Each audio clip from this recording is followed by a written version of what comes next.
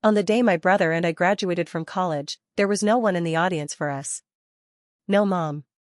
No flowers. No one saying our names with pride.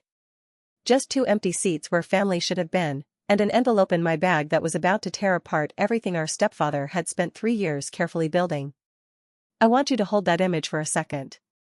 2 kids in graduation gowns, sitting alone in a crowd of thousands, because the man their mother chose decided they were in the way. Welcome back, 2 Against the World are here, where the people who get pushed out quietly tend to come back loudest. If any part of what you're about to hear sounds familiar, you're not alone, and drop a comment below, tell me where you're watching from, and don't forget to hit like and subscribe. It means more than you know. My name is Maya Calloway. I'm 21 years old, and for the last 8 months of my life, my permanent address was the backseat of a 2014 Honda Civic parked 2 blocks from campus. I know how that sounds. Let me tell you who I am so the rest of it lands right. I grew up in Clarksville, Tennessee, in a house my dad built the year before I was born. Daniel Calloway. He was a civil engineer, the kind of man who carried a tape measure in his pocket on weekends, just in case. He built our porch with his own hands. Laid the kitchen tile himself. Planted the oak tree in the backyard the summer my brother was born and said, "That tree's going to outlive all of us." My brother is Caleb. He's 2 years younger than me, 19, lanky, wears the same 3 hoodies on rotation, and is genuinely the smartest person I have ever met. He got a partial scholarship in computer science and works part-time at the campus IT desk. He's the kind of quiet that people mistake for shy until he opens his mouth, and then they realize he's been listening to everything and understanding twice as much. We lost Dad 4 years ago. Heart attack. No warning. He was 47. He was checking the oil in his truck on a Saturday morning, and by Sunday afternoon I was picking out songs for a funeral. Mom fell apart, the way some people do when the person holding them together is suddenly gone. I understood it. I grieved too. Caleb grieved too, he just went inward where I went outward. We held each other up the way siblings do when there's no one else left to do it. For 2 years, it was just the 3 of us. And then Mom met Doug Harmon at a church fundraiser, and everything our father built started disappearing, one piece at a time. Doug Harmon was the kind of man who never did anything that looked wrong from the outside. That's the thing about him that took me so long to name. He didn't yell. He didn't threaten. He smiled at the right moments, said the right things to the right people, and moved so carefully that by the time you realized what he was doing, he was already 3 steps ahead and you were standing in a hole you didn't see being dug. He came into our lives 8 months after Dad died. Mom introduced him at dinner like she was confessing something, hands folded, eyes down, voice too careful. He's been a good friend, she said. He lost his wife 2 years ago. He understands what we've been through. I was polite. Caleb was polite. We were raised that way. Doug had 2 kids from his first marriage. Becca, 17, who treated every room like an audition. And Tyler, 15, who had the entitled slouch of a boy who had never once been told no. They came to dinner the following Sunday. Tyler ate most of the garlic bread before anyone else sat down. Becca spent the meal filming herself from different angles. I told myself, be patient. Mom is lonely. This is what grief looks like sometimes. What I didn't see then, what I wish I had seen, was that Doug was already doing math. It started small. It always does. By month 3 of them dating, Doug had opinions about the house. Little ones, first. That couch is looking rough, Linda. You should replace it. The couch Dad picked out. The couch where Caleb and I used to fall asleep watching movies on Sunday nights. Mom replaced it. Then it was the photos. There were pictures of Dad all over the house, on the mantle, in the hallway, on the fridge. Dad at our 8th grade graduation. Dad on a fishing trip with Caleb. Dad and Mom at their 20th anniversary dinner, both of them laughing so hard they were blurry. Doug didn't ask her to take them down directly. He never asked for anything directly.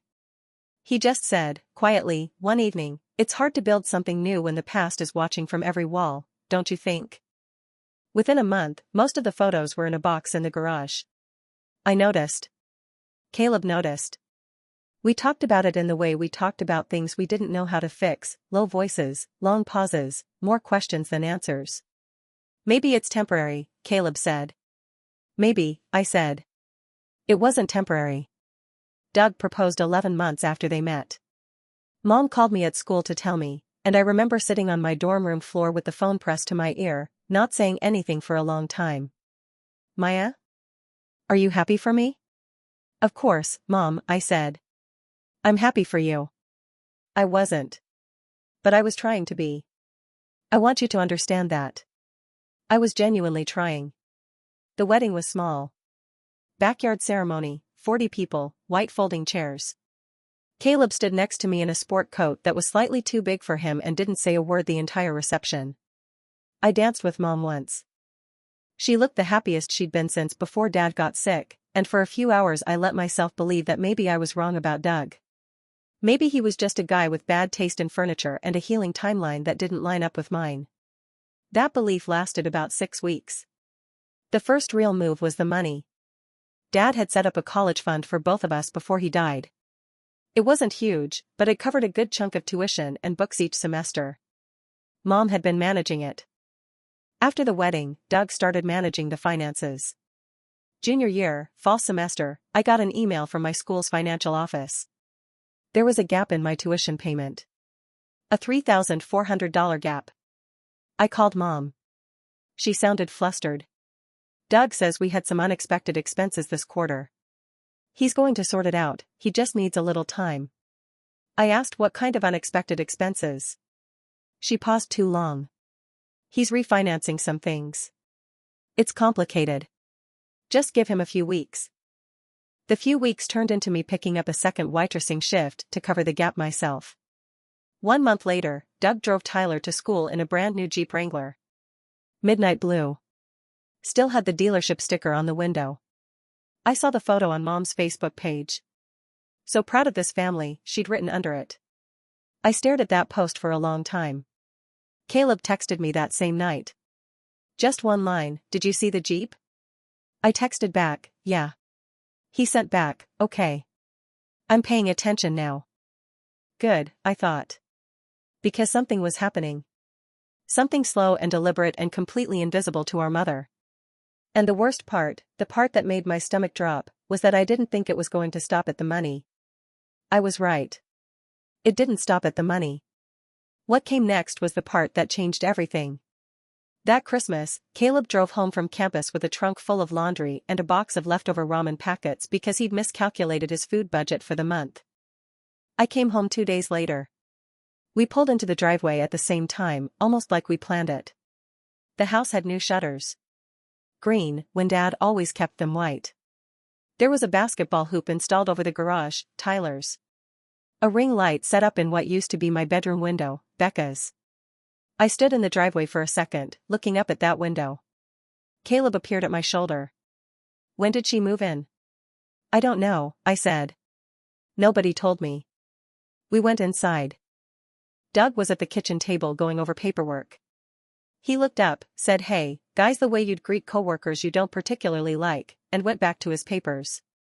Mom came out of the laundry room with her arms full and her smile already set, that careful smile she'd developed since marrying Doug, the one that was always slightly too wide, like she was working hard to convince everyone, including herself, that everything was fine. "You're both here. I'll make dinner." Becca was in my old room. My stuff was in the guest room, which had been my room originally, before Doug's kids started coming on weekends and needed space. My desk, my books, my old swim team trophies stuffed in a box in the corner. It looked like a storage unit wearing a bedspread. I didn't say anything that night. Neither did Caleb. We ate dinner, we watched some TV, we went to our respective corners. But that night, past midnight, I heard them. I wasn't trying to listen. I want to be clear about that. I got up to get a glass of water and their bedroom door wasn't fully closed, and Doug's voice was the kind of low and deliberate that carries further than normal voices because every word is so carefully placed. "Linda. We've talked about this." Mom's voice, softer, "I know, but they're in school. It's not like they're here all the time. That's not the point." A pause. "Becca and Tyler need stability. They need to feel like this is their home. And they can't do that when your kids treat every visit like they still own the place. They grew up here, Doug. And now they're adults. Another pause, longer. I'm not asking you to cut them off. I'm asking you to set some boundaries. They have schools. They have friends. They don't need to come back here every break like it's a hotel. There are other options. What kind of options? Dorms. Apartments. Most kids their age aren't coming home to their mothers every other month. I stood completely still in the hallway. The glass of water in my hand. I just don't think, Mom started. Linda. His voice dropped.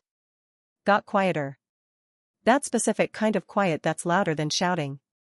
I need you to think about what you want. About what this marriage needs. I've been patient. I've been more than patient. But I can't keep feeling like a guest in my own house. She didn't answer. Not with words. I heard the bedspring shift. The conversation was over. I stood in that hallway for a long time after the light went off under their door. Then I walked to the guest room, my storage room, set my water down on the nightstand, and texted Caleb. Are you awake? His reply came in under 10 seconds. Yeah. Meet me in the kitchen. He was already there by the time I got back. Sitting at the table in the dark, hood up, hands wrapped around a cold mug of tea he'd clearly forgotten about. He looked at my face and knew immediately. How much did you hear? He asked. Enough. I told him everything. Word for word, the way I replay things in my head until they're worn smooth.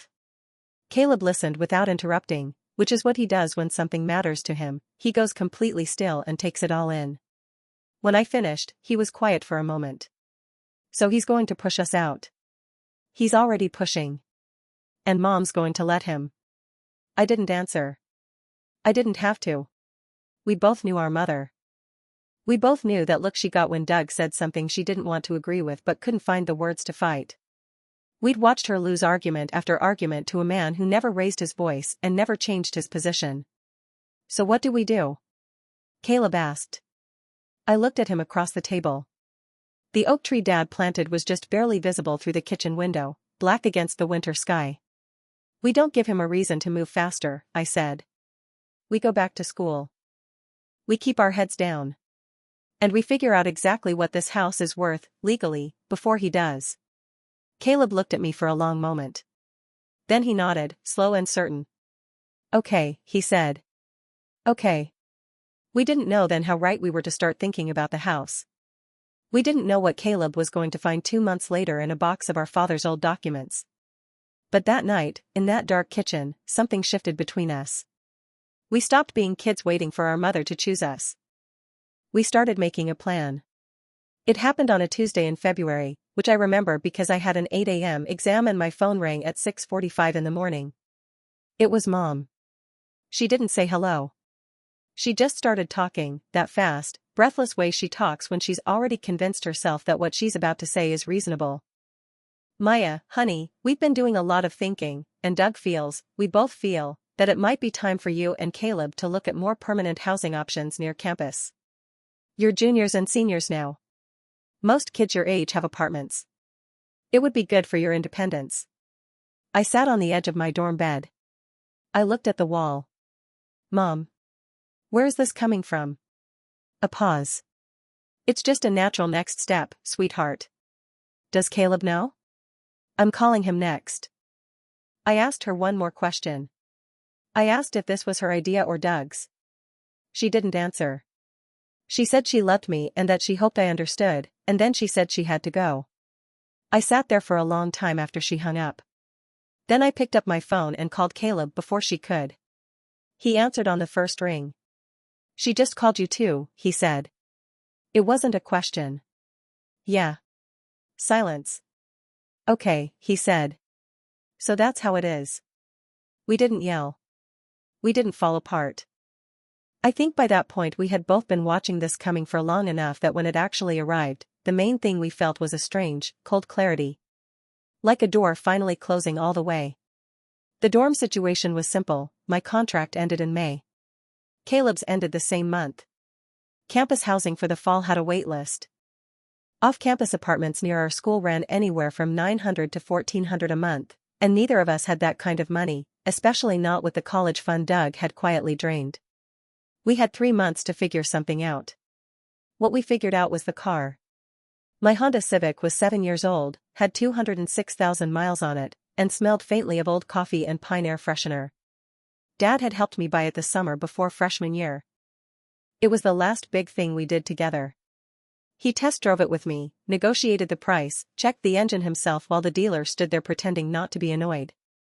In May, when our housing contracts ended, Caleb and I loaded what mattered into that car: laptops, textbooks, a week's worth of clothes each, the box of Dad's documents we'd been carrying around for 2 years without fully going through, and we parked 2 blocks from campus in a lot that charged $40 a month. We told no one. I want to be clear about that, because I know what people think when they hear it. They think pride. They think stubbornness. And maybe there was some of that. But mostly it was strategy. We had watched Doug operate long enough to understand one thing: the moment people know you're down, someone uses it against you. We didn't need sympathy. We needed time. We built a routine inside of 2 weeks. We showered at the campus gym, which was open from 5:30 a.m. to 11 p.m. We did laundry at a 24-hour laundromat 3 blocks away on Sunday nights. We ate at the dining hall using our remaining meal plan credits, and when those ran out, we ate at the campus cafe where I picked up shifts on Thursdays and Fridays. We studied in the library until it closed, then came back to the car, reclined the seats as far as they'd go, and slept. It was uncomfortable. Some nights it was genuinely hard. There was a week in June when it rained for 4 straight days and the windows fogged up so bad we couldn't see out of them, and we sat there in the gray wet dark eating gas station sandwiches, and Caleb said, very quietly, "Dad would have hated this." And I said, "Yeah. He would have shown up with a toolbox and fixed it somehow." We laughed. It wasn't a happy laugh. But it was real. The thing about living in a car with your sibling is that there is nowhere to hide from each other, and no one else to talk to, and so you talk. We talked more in those 3 months than we had in years. We talked about Dad. About the house.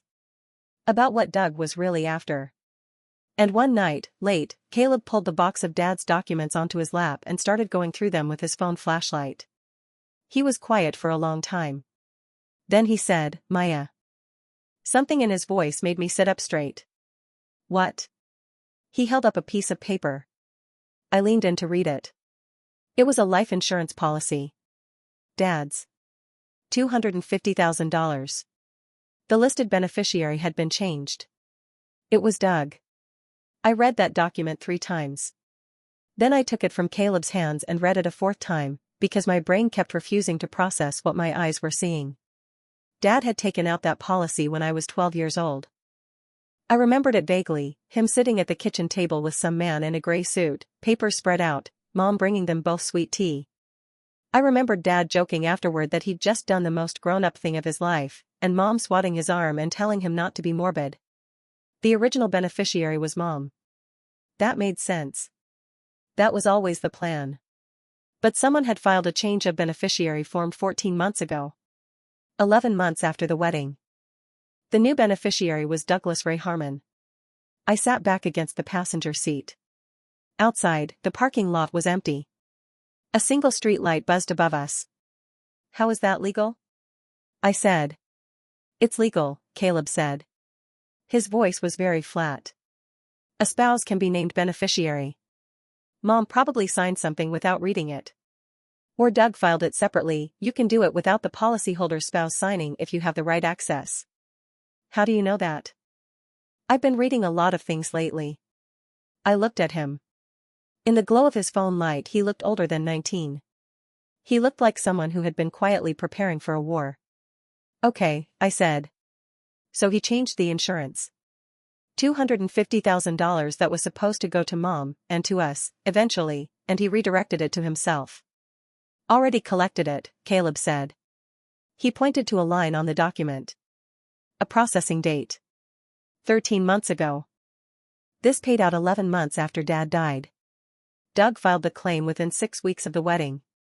The rain that had been threatening all evening finally started coming down. It hit the roof of the Civic in that soft drumming way that on any other night I would have found comforting. "He married her for this," I said. Caleb didn't answer. He didn't need to. We sat in silence for a long time. I kept thinking about the timeline. Doug at that church fundraiser, moving in on a grieving widow with a paid-off house and a life insurance policy and 2 kids who were almost old enough to be out of the picture. The patient smile. The careful voice. The slow, methodical removal of everything that reminded Mom of the life she had before him. The Jeep. The college fund. The photos in a box in the garage. It wasn't a marriage. It was a strategy. Can we get it back? I asked. The insurance money. Probably not, Caleb said. It was a legal change, and it paid out too long ago. A lawyer could look at it, but I wouldn't count on it. So what do we do with this? He reached back into the box. We keep looking. We went through every document in that box that night. Birth certificates, old tax returns, car titles, warranties for appliances that no longer existed. Caleb organized everything into piles on his lap with the focused efficiency of someone who had already been thinking about this for months. It was close to 2 a.m. when he stopped. He was holding a manila envelope, the kind with the metal clasp. He opened it slowly. Inside was a deed. The deed to the house on Birchwood Lane. Our house. Dad's house. Caleb read it quietly. Then he read it again. Then he said, Maya. He never completed the title transfer. I turned to look at him. What? When Doug and Mom got married, Doug would have needed to update the title, add himself, or transfer it fully. But he didn't finish the process. Look. He handed me the document. This deed still shows the property held in Dad's estate. It was never formally retitled. I stared at the page. What does that mean? It means the house isn't Doug's, Caleb said. Legally, it's still part of Dad's estate. Which means it belongs to his heirs. He looked at me. Us, I said. Us. I held that deed in both hands in the dark of our car, rain running down the windows, the streetlight flickering overhead, and I felt something I hadn't felt in a very long time. Not hope exactly. Something harder than hope. Something with edges. Dad built that house before I was born. He laid the tile himself. He planted the oak tree. He carried a tape measure in his pocket on weekends just in case. And when he sat across from that man in the gray suit at the kitchen table and signed a life insurance policy, he did it because he wanted to take care of his family. Doug had stolen one part of that. He was not going to get the rest. We need a lawyer, I said. Yeah, Caleb said. We do. A real one. Someone who knows estate law. I already have a name, he said. He pulled out his phone and showed me a contact he'd saved weeks earlier. And a state attorney in Clarksville. He'd done the research before we even found the deed. I looked at him for a long moment. How long have you been planning this? He almost smiled. Since the Jeep. We sat there a little longer, the 2 of us, in a car that was also our home, holding our father's deed in our hands. Outside, the rain kept coming down. We had something now. Something real. Something Doug didn't know we had. And we were not going to waste it. The lawyer's name was Patricia Odom. Caleb had found her through a legal aid directory for estate disputes in Tennessee. She had 22 years of experience, a small office above a dry cleaner on Market Street in Clarksville, and a way of listening that made you feel like every word you said was being filed and cataloged in real time. We drove to her office on a Thursday morning in July. We wore the nicest clothes we had clean, which in our situation meant business casual out of a duffel bag. We brought the deed, the insurance document, every financial record we could find, and a handwritten timeline Caleb had put together, dates, amounts, events, in order, going back to the month Doug first appeared at that church fundraiser. Patricia Odom read everything without speaking. When she finished, she set the papers down, folded her hands, and looked at us. The insurance is gone, she said. I want to be direct with you about that. The change was filed legally, the payout is long processed, and contesting it now would cost more than you would likely recover. The house is a different matter. She tapped the deed. Your father's estate was never formally closed. The property was never retitled. As the direct heirs to Daniel Calloway's estate, you have standing to petition the probate court to reopen the estate and assert your claim to this property. Caleb leaned forward. And if we do that, what happens to Doug? If your claim is successful, the house reverts to the estate. Your stepfather has no legal ownership interest. He would need to vacate. The word vacate sat in the air between us like something beautiful. Then she asked us one important question. Does your stepfather know you have these documents? No, Caleb said. Then here is my advice, she said. Tell no one. Not friends, not professors, not your mother. Especially not your mother. The moment Doug finds out you are pursuing this, he will pressure her to sign a quitclaim deed, which would transfer her interest to him and complicate your case significantly. Right now your greatest advantage is that he thinks you are two broke college kids with nothing. She glanced at us, at our wrinkled clothes, the duffel bag Caleb had left by the door. Something in her expression told me she suspected we were not living in a dorm. She didn't ask. Keep your grades up, she said. Graduate. Stay invisible. Let me work. We paid her retainer with money we had been setting aside for 3 months, every spare shift, every skipped meal. It cleaned us out almost completely. Walking back to the car, I had $47 in my checking account. For 8 weeks, everything was quiet. Patricia filed the initial paperwork. The estate was formally reopened. Everything moved beneath the surface, invisible, the way the best strategies do. Then Mom called on a Wednesday. Her voice had that careful brightness I had learned to distrust completely. Honey, Doug's having some paperwork drawn up, just routine house stuff. He needs me to sign this weekend. Thought we could make a family thing of it. I gripped the phone. Doug had figured it out. He was trying to get Mom to sign the house away before we could stop him. I had exactly 4 days. I called Mom back that same night and I told her everything. The college fund. The Jeep. The night I stood in the hallway and heard Doug say her children were making him feel like a guest. The insurance policy, Dad's policy, redirected to Doug 11 months after the wedding, paid out within weeks. And the deed. The title that had never been transferred. Patricia Odom and the probate filing. Do not sign those papers, I said. Silence. A long, terrible silence. Then she said, quietly, Maya. Where are you living? I hadn't planned to tell her. But something in the way she asked undid something in me. The car, I said. Caleb and I have been in the car since May. The sound she made was not a word. It was something underneath words. We are okay, I said quickly. But Mom, Doug did not marry you because he loves you.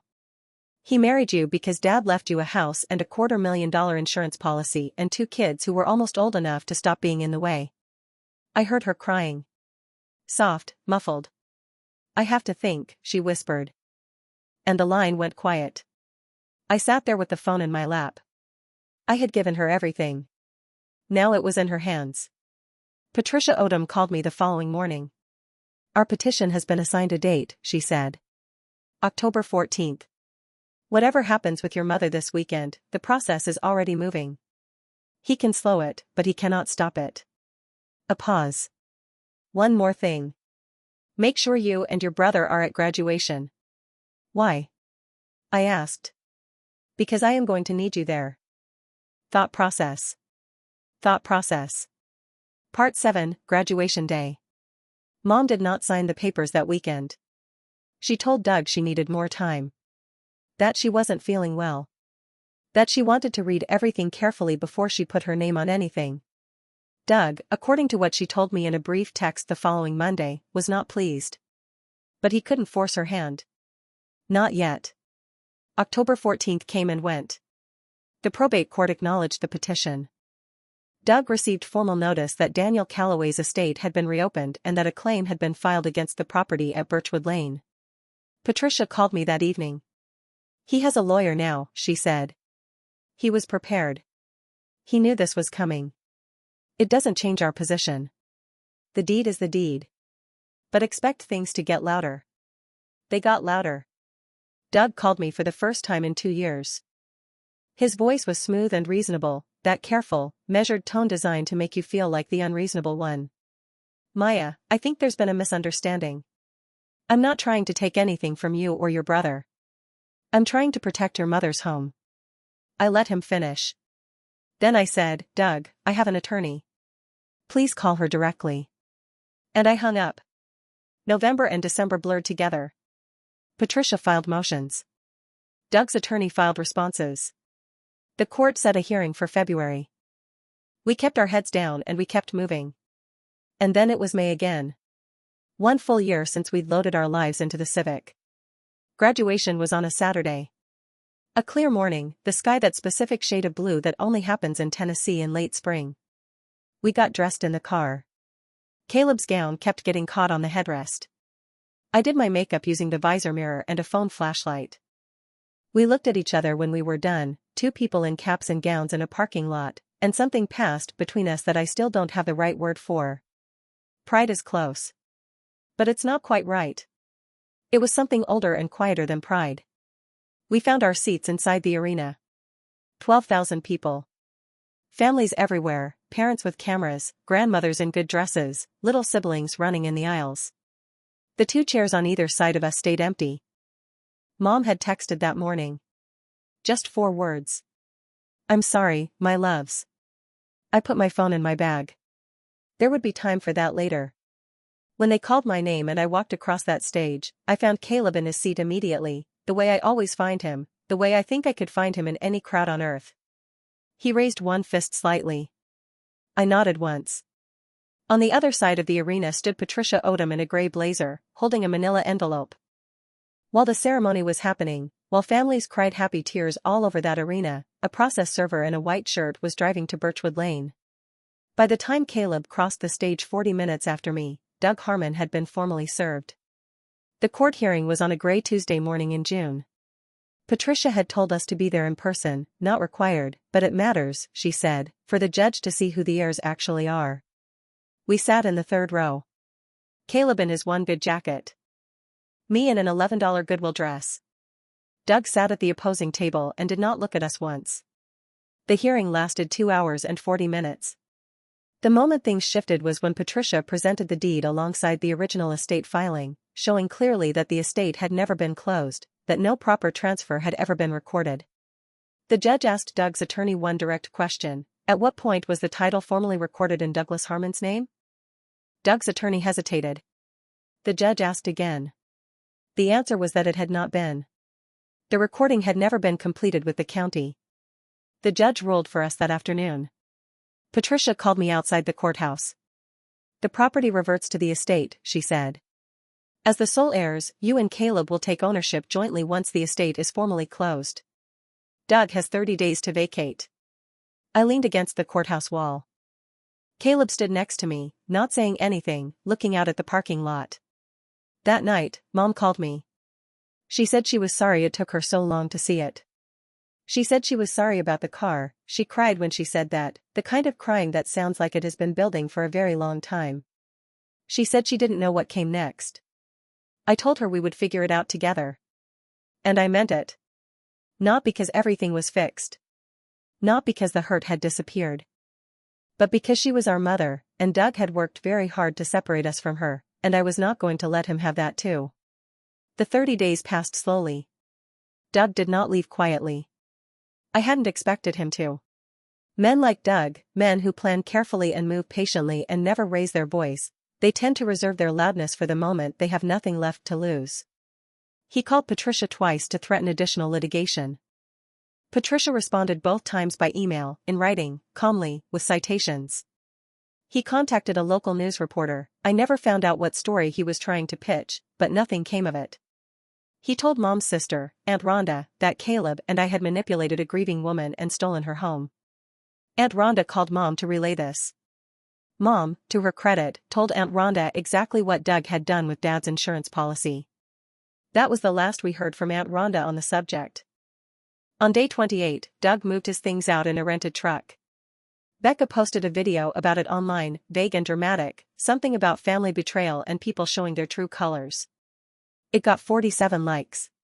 I know because Caleb watched it once and then put his phone face down and never mentioned it again. On day 30, the house was empty. Patricia called that afternoon. It's done, she said. The estate is formally closed. The title has been recorded. Birchwood Lane belongs to you.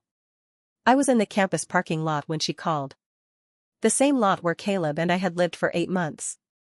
I was standing next to the Civic, We had moved into a small apartment in April. Once Patricia told us the ruling was solid, but I had parked there out of habit that morning without even noticing. I looked at the car for a long moment after I hung up. That car had been our kitchen table and our living room and our bedroom and our office for the better part of a year. It had held us on the worst nights, the rainy ones, the cold ones, the nights when I lay awake staring at the ceiling and ran the numbers in my head and tried to figure out how two people with nothing could fight a man who had taken everything. Turns out the answer was, carefully. Patiently. Together. I texted Caleb 2 words, "It's done." His reply came back in seconds, "On my way." We drove to Clarksville together that evening. Neither of us said much on the drive. There was a lot sitting between us, too much to organize into sentences, so we just let the highway unspool and the radio fill the quiet. We pulled onto Birchwood Lane as the sun was going down. The house sat at the end of the block the way it always had, the way it had my whole life. White siding. The green shutters Doug had changed were already gone. Mom had taken them down the week after the ruling and found the original white ones in the garage, still good, still exactly right. Dad's oak tree was in the front yard. Taller than I remembered. The kind of tree that grows without asking permission, just quietly, year after year, doing exactly what it was planted to do. Mom was on the porch when we pulled up. She was sitting in one of the old wooden chairs that had been there since I was small. She stood when she saw the car. We got out. Nobody said anything for a moment. The three of us just stood there in the fading light, on the lawn of the house my father built, and let it settle over us, all of it, the weight and the relief and the grief underneath everything, the grief that had been there since the beginning, since a Saturday morning and an oil check and a phone call that changed everything. Mom pulled us both in at the same time. She was shorter than I remembered, or maybe I just hadn't stood this close to her in too long. She said she was sorry about 12 times. I lost count. We told her once was enough. We went inside. The house was different, Doug's furniture was gone, and without it the rooms looked bigger, quieter, more like themselves. The walls were bare where the photos had been, but Mom had already started bringing some of them back. Dad at the fishing trip with Caleb. Dad and Mom at their anniversary dinner, the one where they were blurry from laughing. She'd put them back on the mantel. Right where they always used to be. Caleb stood in front of that photo for a long time without saying anything. We stayed for dinner. Mom made the chicken and biscuits she used to make every Sunday when we were kids, the recipe her own mother gave her, the kind of meal that means something specific and doesn't need to be explained. We ate at the kitchen table, the same table where Dad once sat with a man in a gray suit and signed a policy to protect his family. The same table where Doug had sat with his papers and his careful voice and his long-term plans. That table had seen a lot. It was still standing. After dinner, Caleb and I sat on the porch. The sky had gone dark, the neighborhood quiet, the oak tree just a silhouette at the edge of the yard. Dad would have been annoyed at how long this took, Caleb said. Dad would have had the deed in a fireproof safe with 3 copies, I said. Caleb almost smiled. Yeah. He would have. We sat there for a while without talking. The porch boards were the same ones Dad had laid by hand. Solid. They didn't creak the way cheap ones do. He had built things to last. I thought about everything it had cost to get back to this porch. The money, the sleep, the cold mornings and the fogged windows and the months of silence and the fear that none of it was going to work. The $47 in my bank account the day we left Patricia's office. The $11 Goodwill dress for the courtroom. Caleb's too big sport coat at our mother's wedding. 2 diplomas earned from the front seat of a car. I thought about the moment Caleb held that deed up in the dark and said, "Maya." I thought about what it means to be someone's person, the one they call when the light goes out, the one who stays, the one who shows up in the parking lot before you even text. Some people spend their whole lives looking for that. I had it in the passenger seat the whole time.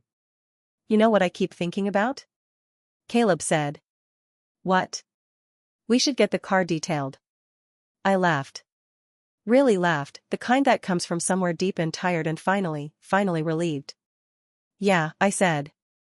We probably should. The oak tree stood in the yard. The house held steady behind us. Somewhere inside, our mother was running the water for dishes, and the sound of it came through the open window the way ordinary sounds do when a place is finally yours again, quiet, and warm, and exactly right. We had graduated. We had fought. We had stayed together when everything was designed to pull us apart. And we were home.